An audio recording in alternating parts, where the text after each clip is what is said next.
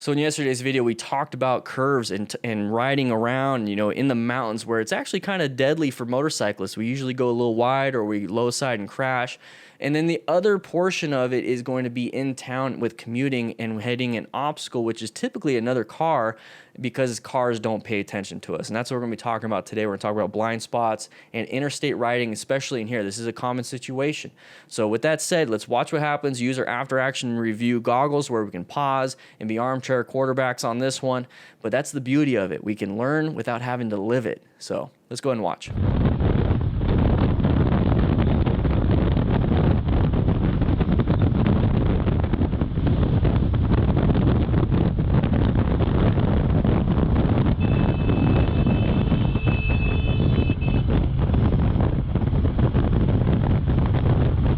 So this type of stuff happens quite a bit out there on the interstate, and I want you guys to be able to see it ahead of time because part of being a smart rider is to be situationally aware, seeking out these hazardous situations, and then using a little bit of fundamental skills to just remove ourselves from ever having a close call. Good riders typically have very low close calls because they see these hazards way ahead of time before they even get near us, okay?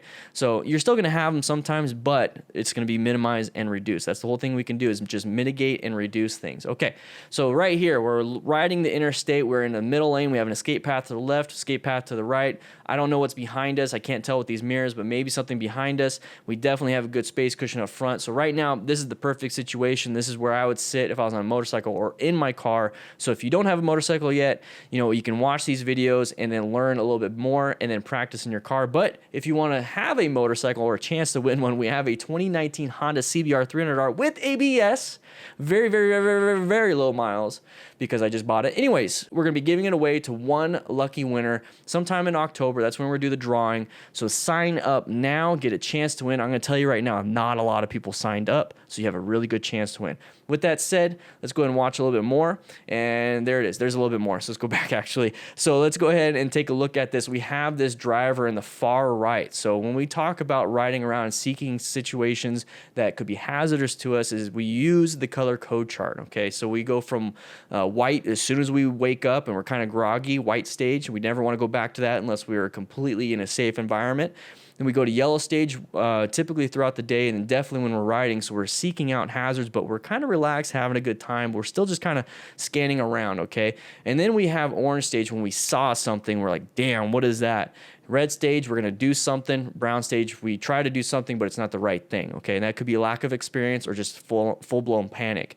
So right here, what we have is a definite orange stage. I see somebody with a blinker, okay? That means they want to come closer to my space cushion.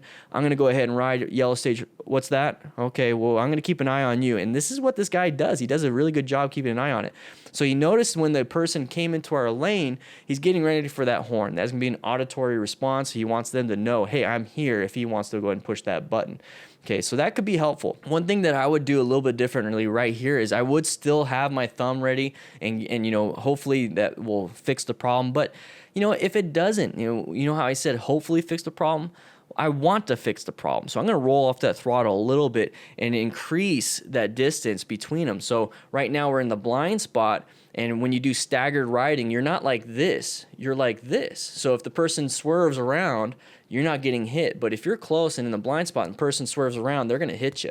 So I treat other cars on the road like a group ride, and I don't like group rides. So I'm going to go ahead and make sure I have a good space cushion and make sure I'm staggered with all vehicles. And how do I get there? Am I going to force this car, that white car, to scoot up more? No, I don't have control over what they do. So if he's in this position, I'm right here, I'm going to go ahead and roll off the throttle so I can create that position.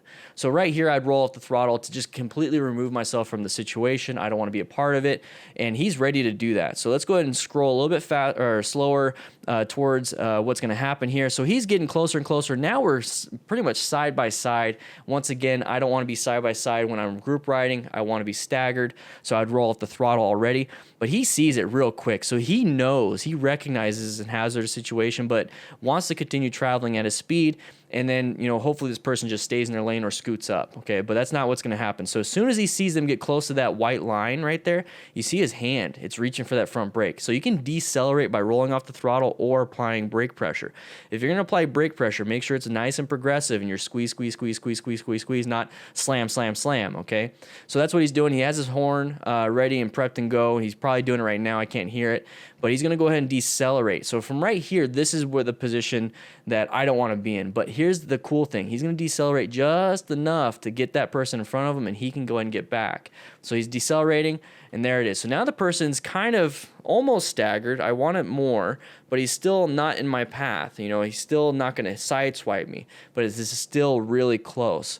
Now, one thing I like is this right here. He recognizes his frontal space cushion is gone. The escape path to the left, the lane to the left has good space cushions everywhere. So he's actually checking his mirrors, and he's probably doing a head check. I can't tell where his eyes are going.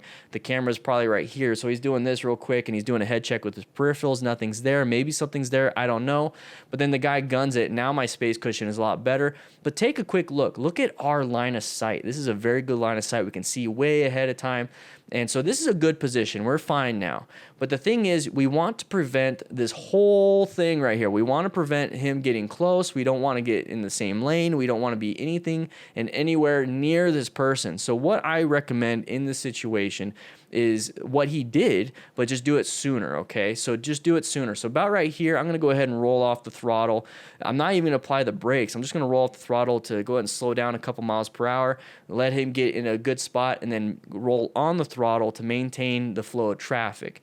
So right here is where I would just completely remove myself from any situation. And the only way you're going to be able to do that is if you're scanning yellow, orange stage type stuff, okay? So remember, guys, being a smart rider, the S is seeking and recognizing hazardous situations, maintaining fundamental skills, acquiring personal protective gear, and using it for you and your bike, by the way, rescuing other riders when they're downed or hurt with bystander training, and then teaching and mentoring others. I'm doing the teaching and mentoring right now, but I'm still practicing all those other things. And if you want to be a part of that, please do so by clicking that join button on this page right here, okay? It's right next to the subscribe. Then you become a member. It's $2 a month. And when you join the live streams, Tuesdays, Wednesdays, Thursdays, you get a nice mustache for the first month, a nice beard for the second, and further. And you get all the emojis. You can participate in members-only chat, and you're supporting the channel too. So with that said, hope you guys ride safe, be safe, and I'll be seeing you later on the live streams.